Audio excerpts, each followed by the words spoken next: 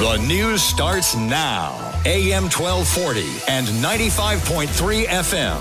WJON. Good morning. I'm Jim Maurice. It is now 6:05 and we're at 38 right now. Your WJON weather forecast coming up in a few minutes after the news. News this hour brought to you by Rejuve Medical and Perkins Restaurants and Bakery. After hearing from dozens of neighbors, the St. Cloud Planning Commission denied a request to rezone the Selke Field property. St. Cloud State University asking the city to rezone the 16.5 acres from an R2 to an R5 district to allow for potentially more density on the property. Ben Richardson spoke during the public hearing and voiced his concern about what would happen to the WPA wall. Certainly the concern and the price of taking that wall down and wherever it's going. And of course, that's a historic wall put up during WPA. That's really something. Selke is the largest enclosed, or it was at one time, granite-walled sports facility in the entire world. Central Minnesota Youth Soccer's Emily Willard says her organization considers Selke Field vital for them. We would love to use Selke Field more. I joked that when I came in here, this is the one property that I'd want to buy if I could buy anywhere in St. Cloud. This is an amazing green space. Planning Commission members voted unanimously against the rezoning request, citing concerns about that historic wall, as well as increased traffic to the neighborhood should an apartment building be built there. Authorities have released more information on an attempted abduction that took place last week. Meeker County Sheriff's Office has released photos of the suspect vehicle involved in the attempted abduction of a child.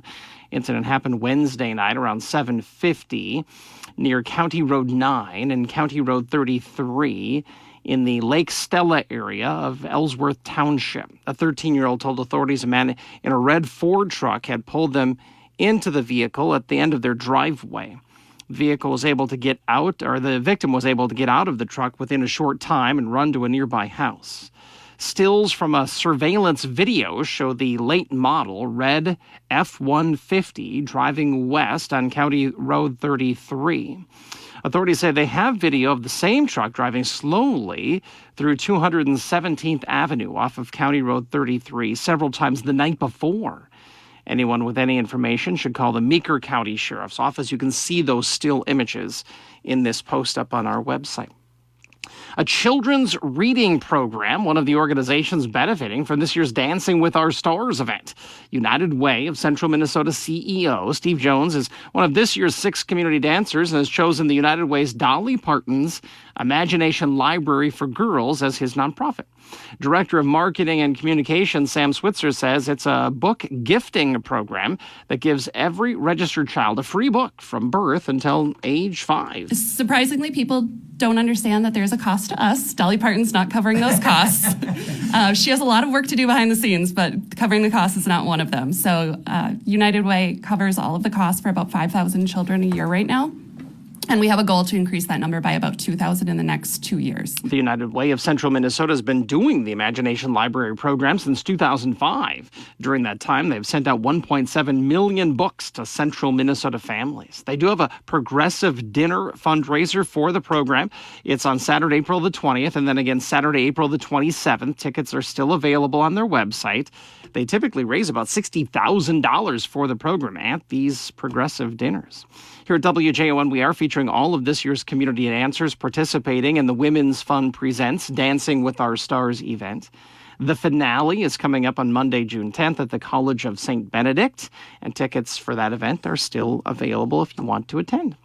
St. Paul, the host city for this week's NCAA Men's Frozen Four tournament. Semifinal matches kick off tomorrow at Xcel Energy Center. We are feeling really excited, and, it's the busy time, but we're the capital city of the state of hockey, and so we're super excited for these teams to be arriving this tournament to be here, and this is what we're here for. Jamie Lucky Hendrickson, President and CEO of Visit St. Paul, says it's a full schedule of events, and you can see it at visitstpaul.com. Of course, you can hear the games on our sister station, KXSS. We'll have the games on Thursday in the semifinal round, and then the games on Saturday, the game on Saturday for the championship.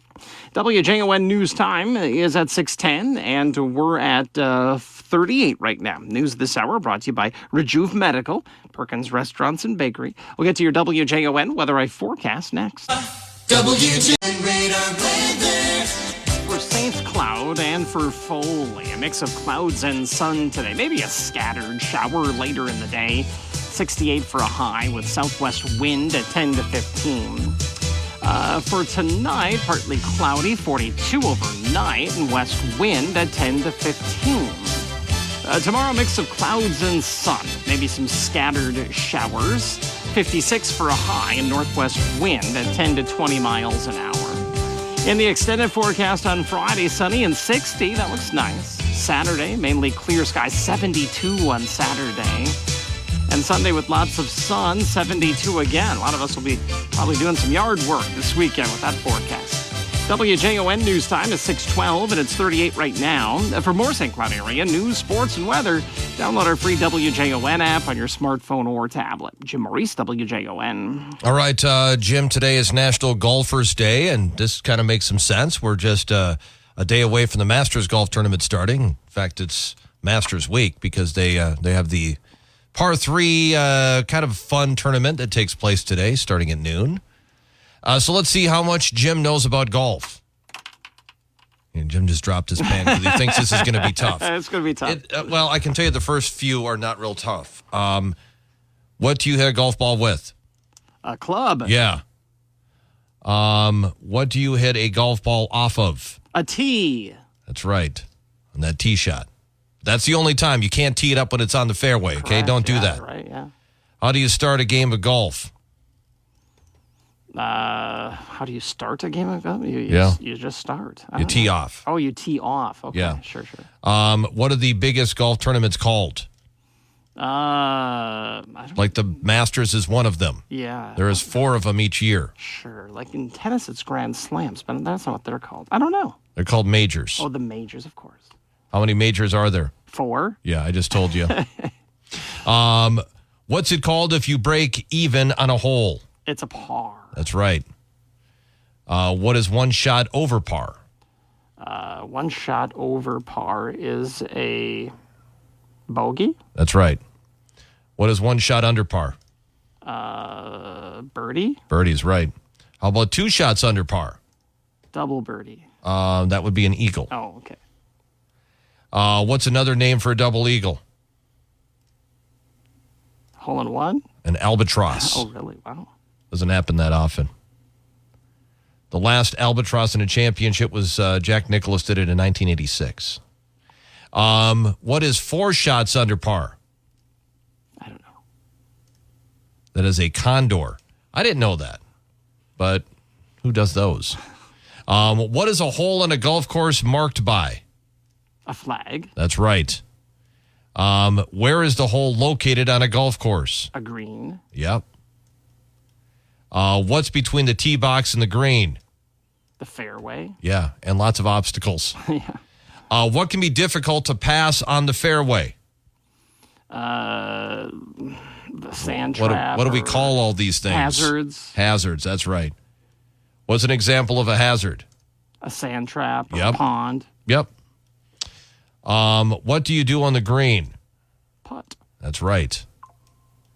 If you enter a sand bunker, should you rake it back when you leave? Yes. Yes, you should. Not everybody does that.